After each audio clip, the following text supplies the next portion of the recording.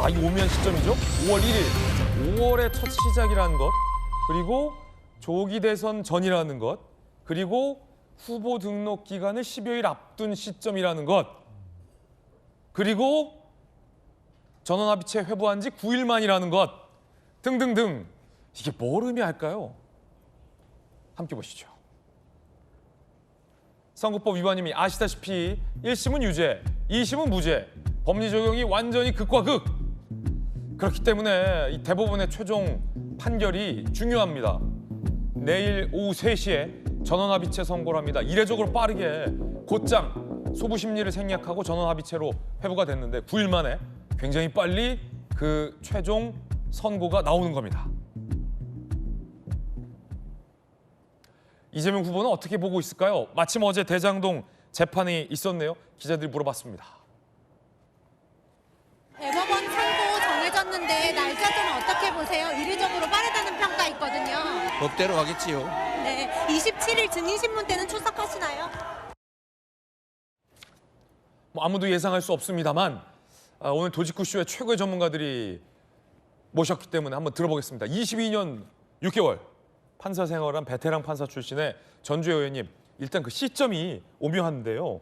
어떻게 보십니까? 이 시점에도 뭔가의 어떤 그 대법원의 어떤 함의, 숨어있는 뜻, 뭐 이런 전략적 의도, 뭐 이런 것들이 담겨 있는 거죠.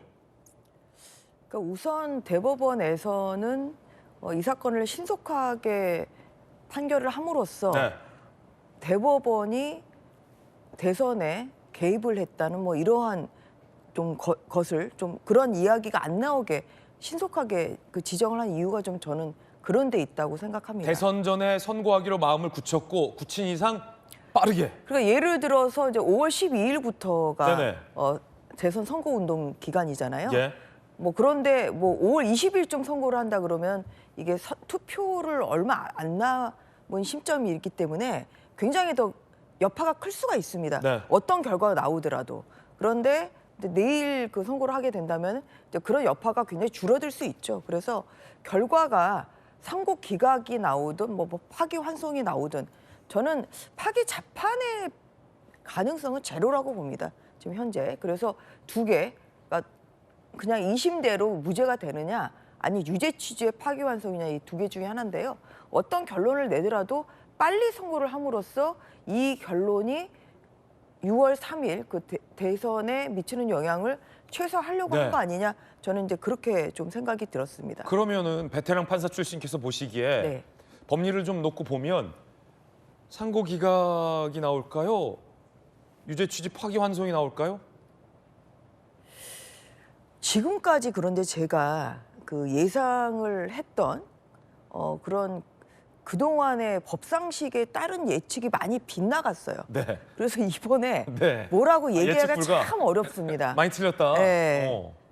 그렇지 않습니까? 왜냐하면 네. 공직선거법 위반이 국토부 협박이 이게 무죄가 날 거라고는 네. 상상을 못했거든요. 그러니까 전주혜 의원께서 보시기에는 2심 무죄 판결이 법리에서 많이 벗어난 판결이다. 네, 그런데 이런 이제 판결이 선고가 되다 보니까 이번에 여러 판결들을 보면 법원의 예측 가능성이 현저히 떨어졌다. 신뢰도가 굉장히 떨어진 상황이다. 그렇기 때문에 이게 무슨 럭비공 같아요. 럭비공이다. 네, 그래서 예측이 안 된다. 어떤 예측을 할 수가 있는지가 굉장히 조심스럽습니다. 네. 그런데 어떤 결과가 나오더라도 예를 들어서 파기환송이 나온다고 하더라도 지금 그래도 아주 확정된 건 아니잖아요. 유죄가 확정된 건 아니기 때문에 예. 그렇기 때문에 어떤 대선에 미치는 영향을 그래도 최소한 빨리 선고를 함으로써 민주당으로 하여금 좀 수습을 하고 다시 한번 정비를 할 수 있는 시간이 저는 있을 거라고 생각을 하고요. 네. 반대로 상고 기각이라고 하면 그것도 마찬가지로 뭐 이거를 뭐 5월 20일이나 뭐 25일에 무죄 취지의 상고 기각을 하는 것보다는 훨씬 더 대선에 미치는 영향이 작은 거죠. 그리고 혼선, 지금 민주당이 이재명 후보로 이제 대선 후보가 확정이 된 상태고 여기서 또 후보 교체는 있을 수가 없는 그런 상황 아닙니까? 이제 이런 면에서 어떤 결과가 나오든지 간에 어떤 그런 그 수습이나 아니면 혼란을 최소화하려고 좀 했을 것으로 본다. 그 다음에 내일 이제 선고 결과에 대해서는 예. 그러니까 국토부의 협박 사실 이런 것이 법리 판단의 영역이냐 아니면 사실 판단의 영역이냐 이게 굉장히 좀 불분명한 부분이 있습니다. 예. 왜 이 설명을 드리냐면 대법원은 법률심이에요. 그래서 어떤 사실관계를 바꿀 수는 없어요. 그런데 그렇기 때문에 이게 법률의 판단에 문제가 있다고 하면은 그것은 다시 판단할 수 있는 여지가 있지만 1, 2심에서 집중적으로 다뤄온 어떤 그런 사실 판단에 대한 영역이라고 하면 이건 대법원에서 요새는 손을 대지 않는 게 이것이 좀 굳어진 그런 관행입니다. 네. 그렇기 때문에 이제 이 국토부 협박 때문이었냐는 이 발언을 의견의 표명으로 보지 않았습니까? 그리고 어느 정도 뭐 과장이 된 거지 이게 허위가 아니라고 이제 판단을 했기 때문에 이 부분에 대해서도 저는 제가 알기로는 대법관들 사이에서도 좀 의견 차이가 좀 있을 거로 생각을 하고 그렇군요. 있고요. 예, 그런 면에서 저는 그러니까 상고 기각이냐 파기환송은 저는 현재는 반반으로 생각합니다. 반반이다. 예. 자, 전원 합의체 회부되고 선고까지 단 9일입니다. 사건 접수, 전원 합의체 회부하자마자 첫 번째 기일, 그리고 이틀 뒤 두 번째 기일. 그 두 번째 기일에서 아예 표결했다는 거예요. 12명의 대법관 중에 표결했다는 겁니다. 그리고 결론이 나왔다는 거예요. 그러면 뭐 세게 이견이 있는 것 같지는 않다라는 추측이 나오고 있고 그 대법원이 상고 시작 전부터 이 사건 관심 있게 집중적으로 검토했던 거 아니냐라는 추측도 좀 나오고 있고요. 그렇기 때문에 이미 대법관들 사이에서 의견이 있었다. 과연 쟁점은 2심에 완전 무죄를 준 그 2심의 법리를 받아들일 거냐 대법관들이 아니면 야 이게 뭐냐 돌려보내자 라고 이걸 뒤집고 돌려보내자 라고 12명의 대법관들이 더 많이 판단을 했을 거냐 아니면 2심대로 갑시다 라고 손을 들어줬을 거냐 다수결의 문제라는 겁니다. 다수결에 강한 김기흥 대변인. 우리 또 저 방송 기자 출신들은 정치부 기자 출신들은 또 다수결에 강해요. 네. 어떻게 보십니까? 근데 이게 묘하잖아요. 뭔가 이견이 있었고 뭐 세게 의견 충돌이 있었고 이런 게 아니라 그냥 탁탁탁 별 이견이 없었다? 헌재 결정은 아무래도 사회 통합을 위해서 하나의 의견으로 모으려는 어떤 움직임이 있을 수밖에 없다고 봅니다. 하지만 헌법재판소가 아니라 이제 대법원 같은 경우는 다르죠. 12명이 대상 아닙니까? 14명이지만 거기서 회피 신청하면 두 분이 빼지면 12명입니다. 그래서 이게 상고가 기각이 되고 유죄 추재로 가기 위해서는 7대 5의 어떤 다수결로 해서 이 부분이 있어야 되는데 저는 조희대 대법관 입장에서는 본인들이 각자의 대법관들이 판단을 한 다음에 24일 날 모여서 다수결을 한 것 같아요. 그렇기 때문에 저는 이게 전체적으로 사회 통합형으로 해가지고 모든 사람들이 무죄다, 유죄다 이렇게보다는 다수결의 가능성이 있다 보고 저는 그렇습니다. 진짜 사법부의 어떤 결정이든 존중을 하는데요. 그 과정에 있어서 저는 공직선거법 허위사실 공표죄라는 게 어떤 의미냐. 결국은 어떤 사람의 정치인이 선거에 당선될 목적으로 예. 거짓말을 하면 안 된다는 거 아닙니까? 예. 그 대상은 뭐냐면 어떤 행위나 발언을 했을 때 유권자가 그것으로 인해서 오인하고 착각하고 속았다는 느낌이 들면 그거는 유죄 취지가 있다고 봅니다. 근데 저는 1심하고 2심에서 좀 안타까운 건 뭐냐면 누구보다도 이재명 당시 후보의 입장에서 이거를 적극적으로 해석했다는 거죠.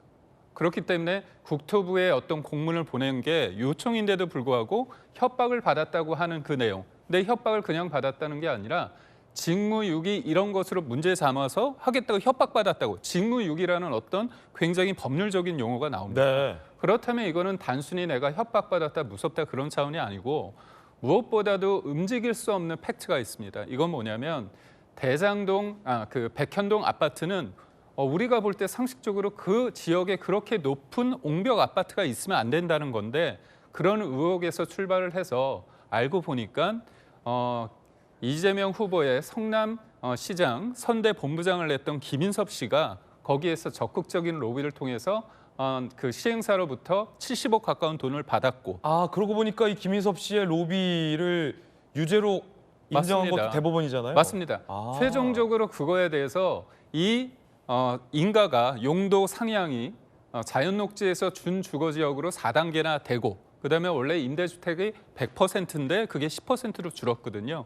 그러니까 누가 보더라도 엄청난 특혜를 줄 수밖에 없는 그 사업 구조가 있는데 이게 특혜 아니냐 보니까 알고 보니까 그게 이재명의 측근이라고 할 수 있는 김인섭 씨고 김인섭 씨가 징역 5년에 추징금 70억 가까이 맞았거든요. 네. 그렇다면 이거는 누가 했느냐? 성남시장의 인허가를 통해서 이루어졌다는 게 명백히 그 대법원 확정 판결로 나왔습니다. 그러니까 로비를 통해서 이 사업이 시작이 됐다라는 게 대법원의 유죄 판결이 나왔는데 만약에 대법원이 국토 협박반환에 대해서 무죄를 준다면 대법원 스스로 좀 모순이 된다 이 말씀이신 그렇죠. 거군요. 그렇다면 그 시행사 민간업자 입장에서는 국토부에 70억을 줘야 되는 거 아닙니까? 그러니까 왜 김인섭 씨한테 주는 게 말이 안 되잖아요. 그래서 저는 사법부의 결정일 때 최종적인 걸 보는데 대법원 판결에서 벗어나기는 되게 힘들 거다. 그래서 저는 팩트를 기준으로 봐야 된다. 네, 그렇군요. 박수현 의원님은 어떻게 전망하십니까? 내일인데요, 이제 하루. 예, 그렇습니다. 어쨌든 작년 12월 3일 날 윤석열 전 대통령의 누구도 예상하지 못했던 의원 불법 비상 계엄으로 시작해서 4월 4일 탄핵 결정 인용 파면될 때까지 국민들은 불면과 분노의 밤을 지샜어요. 굉장히 많은 예상치도 못한 일들이 생겼지요. 그런데 드디어 또 조기 대선을 앞두고 또 정말 깜짝 놀랄 만한 일이 또 생겼어요. 네. 국민들께 굉장히 놀라실 것 같고 저도 좀 깜짝 놀란 건 사실입니다. 그러나 지금 이제 우리가 여러 가지 의견들을 이야기하는데 혹시 질문, 우리 전주혜 의원님께서 판사 생활 24년이라고 안 했습니까? 22년 4개월. 그 전에 계속 24년을 주장하셨죠. 제가 좀 오락가락했어요. 그죠? 그래서 그걸 지적합니다. 예리하십니다. 그리고 우리 김기흥 우리 대변인님 기자 시절부터 제가 예. 아주 잘 아는 우리 대변인이신데 두 분 말씀 잘 들었는데 이 기시감이 드는 게 뭐냐면 헌법재판소 탄핵 결정을 앞두고 5대 3이냐 8대 0이냐 막 이런 서로 주장들이 있었어요. 그 생각이 듭니다. 그래서 지금 우리 김기흥 대변인 주장을 하시지만 오랜만에 만나 죄송한데 그때 생각이 딱 들어요. 지금 주장을 하시지만 결과는 8대 0이 나왔듯이 대법원 판단도 그렇게 나올 것이다. 아, 무죄가 나올 것이다. 그렇게 보고 저는 그렇게 바랄 수밖에 없지 않습니까? 네. 그리고 우리 김기현 대변인님 그 논리 중에 좀 지적할 것은 뭐냐면 김인섭 씨의 로비 판단과 그다음에 이재명 후보의 공직선거법에 대해 국토부 협박이 있었느냐 없었느냐는 별개의 사안입니다.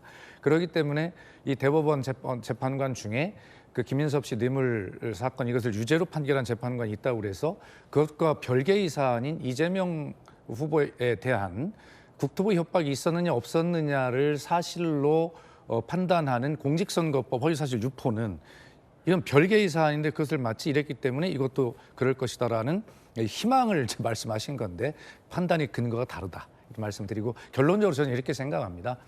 대법원이 사실은 속된 얘기로 이 사건을 그냥 놔둬도 됩니다. 그러죠? 그렇죠. 그런 상황 속에서 무엇하러 지금 이 사건을 굳이 꺼집어내 가지고 이런 어떤 깜짝 놀랄 만한 상황을 만들까라고 보면 저는 이렇게 생각을 해요. 대법원이 최고 권위 법원인데 또 탄핵에 대해서 헌법재판소가 굉장히 그 국민적 관심 사안을 판단했단 말이에요. 근데 사실 이 최고 권위 법원인 대법원이 이 민감한 사안에 대해서 나 몰라.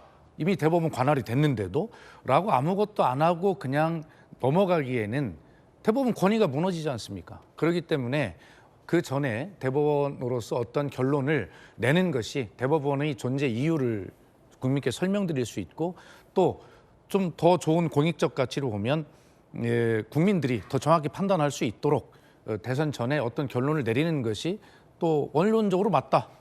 이런 어떤 생각을 대법원이 했을 것인데 결과적으로 저는 이런 어떤 큰 어떤 현재의 상황에 현상 변경을 가하는 그런 혼란을 대법원이 자초하지 않을 것이라는 굳은 믿음을 가지고 있습니다. 네. 그리고 2심 무죄가 정의라고 저희는 생각하기 때문에 그대로 판단이 될 것이다. 그렇게 뭐 저희는 생각합니다. 네. 우리 박수현 의원께서 두 분 헌재도 틀리지 않았냐 헌재도 틀더니 또 이러고 있네. 거의 그런 뜻은 아니었습니다. 이렇게 말씀 주셨는데 아니, 그러니까 저는 그렇습니다. 모든 사람들이 어떤 질문이 왔을 때 저는 이제 거짓말을 하셨다고 생각을 하는데 거짓말을 하는 이 동인이 있죠. 이유가 있습니다.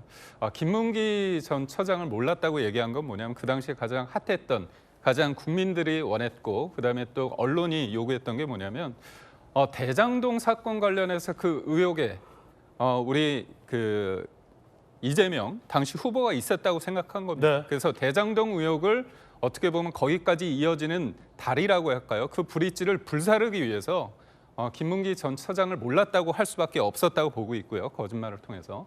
두 번째는 뭐냐면 백현동, 제2의 대장동이라고 불리는 백현동 사건도 너무 문제가 불거졌는데 이거 뭔가 유착이 있는 거 아니냐, 뭔가 봐준 거 아니냐 그런 상황 속에서 내가 김인섭 씨나 그런 특혜 의혹을 준 게 아니라 예. 국토부 협박을 받아서 어쩔 수 없이 한 거다.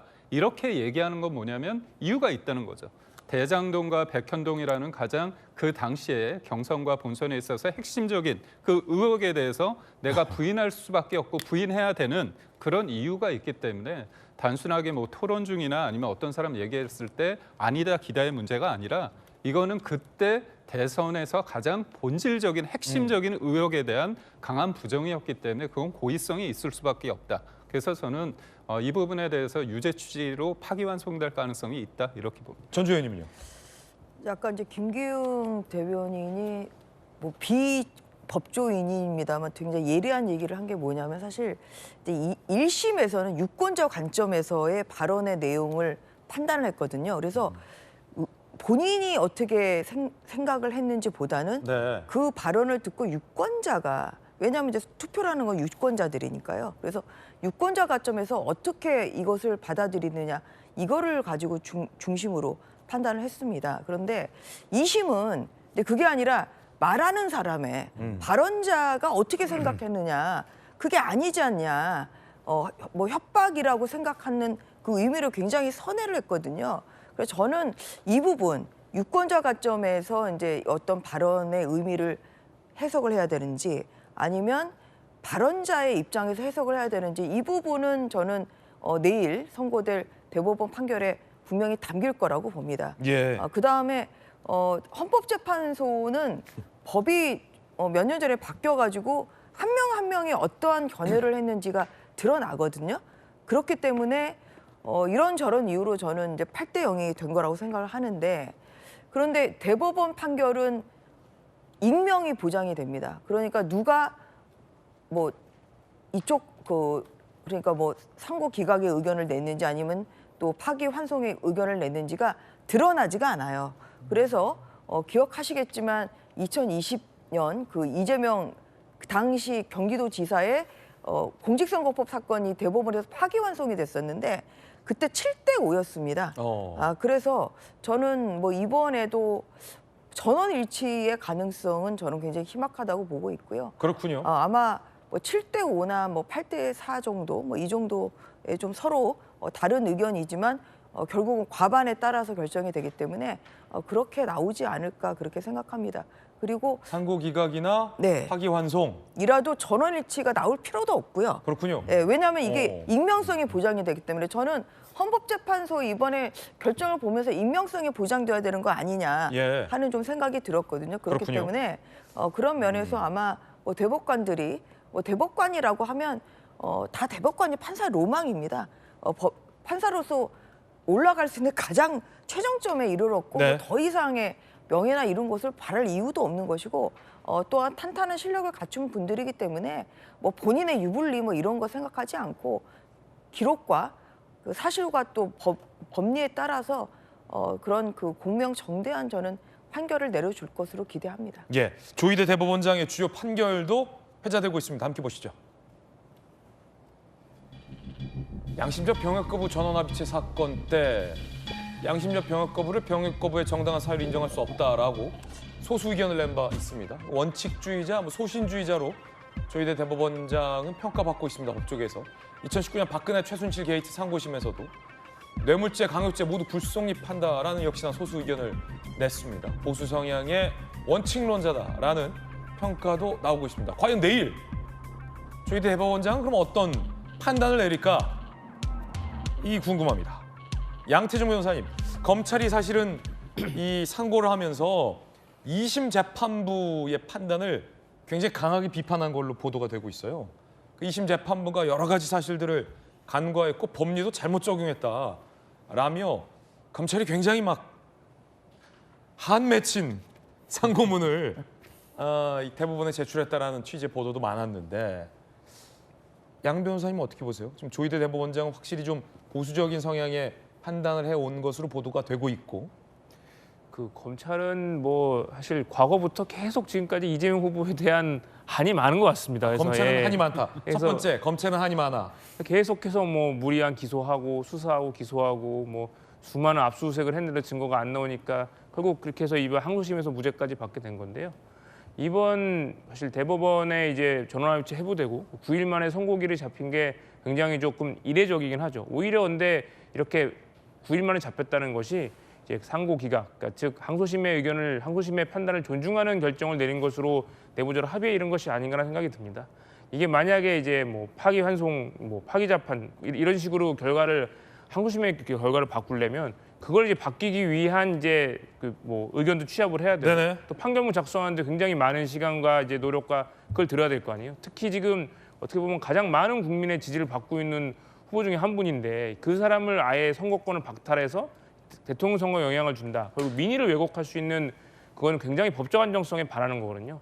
그렇기 때문에 오히려 대법원이 법적 안정성 측면에서도 빠른 상고기각, 빠른 무죄 판결 확정으로 정말 국민들이 제대로 된 후보를 선택해서 네네. 제대로 선거에 임할 수 있도록 그렇게 선고기를 빨리 잡은 게 아닌가 생각합니다. 예, 궁금합니다. 알 수 없어요. 그 아까 박수현 의원님 표현 중에 흥미롭게 제가 들었던 게 그냥 놔둬도 되는데 이렇게 빨리 선고기를 잡은 게 불확실성을 이제 제거해서 이제 이른바 리스크 없게 무죄를 선고해 주려 그러는 건지 아니면 굳이 현상을 유지시키려면 선고를 안 해도 되는데 뭔가 지금 상태의 현상과 다른 판단을 하기 위해서 즉 유죄 취지의 파기환송을 하기 위해서 빠르게 기회를 잡은 건지 이 말을 듣다 보면 이 말 같기도 하고 저 말을 듣다 보면 저 말 같기도 하기 때문에 중심을 잘 잡으세요. 그리고 예. 지금 발언권도 2번 드렸으니까 저도 한번 주시기 바랍니다. 아니, 저는 짧게 말씀드리면 저는 네네. 잘 모르지만 아까 이제 우리 표에서 볼 때 이제 이 전원합의체 회부되고 나서 2번의 기일을 잡았다는 그렇게 나왔잖아요. 예. 근데 사실은 첫 번째 기일은 이제 전원합의체로 회부하는 날 한 번 이제 기일을 잡았을 텐데 그렇죠. 그날은 실질적으로 무슨 뭐 심리를 하거나 뭘 하진 않았을 거예요. 그날 아까 김기흥 대변인 얘기한 그 회피해야 될 노태학 중앙선거관리위원장들이든가 아마 그것만 결정한 것으로 저는 그렇게 생각하거든요. 그렇다면 실질적으로 그 뒤에 24일 날 한 번만 쉽게 얘기하면 이제 뭐 기일을 열었을 텐데 이제 12명의 지금 대법원 재판관이 있을 텐데 아무리 다수결이 있다 하더라도 사실은 우리 국민은 헌법재판소의 이 과정을 쭉 지켜보면서 이 중에서 한 분만이라도 무슨 다른 의견을 내면 쉽게 선고기일이 지정이 되지 않는구나라고 하는 걸 아셨단 말이에요. 아무리 대법원이 다수결에 지금 말씀하시는 거 보면 그런 원칙이 있다 하더라도 첫 번째 그냥 기일을 열어가지고 무조건 다수결로 합시다 해서 이게 통과됐을 일은 만무하다고 저는 생각을 해요. 그렇기 때문에 무엇인가 어떤 아까 사실심과 법률심 얘기하셨잖아요. 네. 법률심에서 이건 다른 법률을 뭘 적용해서 다른 현상의 변경을 가하려고 하는 그런 어떤 이견들, 그걸 놓고 하는 이견들이 저는 없었다라고 그렇게 저희 뇌피셜로 강하게 주장을 합니다. 네. 아마 지금 전주 의원님께서도 법률가 출신이 아닌 박수현 의원이 말이 왜 이렇게 날카롭지? 이렇게 생각을 좀 하고 계실 거예요. 아마 저는 그렇게 주장하는 바입니다. 과연 우리 박수현 의원님의 어떤 희망회로대로 내일 상고기가 나올지 아니면 우리 김기흥 대변인이 바라는 대로 파기환송이 나올지 모르겠습니다. 지켜보겠습니다. 일단은 뭐 현재로서는 반반이다. 22년 4개월 판사 출신의 전주 의원은 이렇게. 근데 저는 어쨌든지 간에 대법원이 이렇게 빨리 선고를 하는 거 굉장히 의미가 있다고 생각합니다. 의미가 있다. 그러니까 예를 들어서 정말 대선 끝난 다음에는 선고를 할 수 있느냐 없느냐도 지금 굉장히 불확실하지 않습니까? 그리고 예를 들어서 만약에 뭐 유죄의 심증을 가지고 있었는데 다수의 대법관들이 그런데 선고 결과가 나온 다음에는 이게 굉장히 더 선고하기가 어려워지는 그런 상황이잖아요. 그렇기 때문에 근데 저는 뭐 조희대 대법원장을 같은 법원에서 근무한 적은 없지만 네. 저번 그 대법원장 청문회 때 제가 뵀었는데 굉장히 고든 분입니다. 그래서 어떠한 그런 그 선입견을 가지지 않고 빨리 결론을 내려주는 것이 오히려 법원의 중립성이나 사법부의 독립을 위해서도 네. 더 좋다고 생각하셨기 때문에 빠른 진행을 했다고 생각을 하고요. 어쨌든 간에 유권자들로서는 이 사건이 유죄 취지인지 아니면은 무죄인지가 확실히 드러난 상황에서 유권자들이 대통령 선거에서 투표권을 행사하는 뭐 이렇게 된 상황이 저는 굉장히 그런 면에서는 조희대 대법원장이 빨리 심리한 것이 저는 굉장히 잘한 결정이다 이렇게 생각합니다. 네. 자, 일단은 뭐 대법원의 최종 선고를 기다려보는 수밖에 없을 것 같습니다.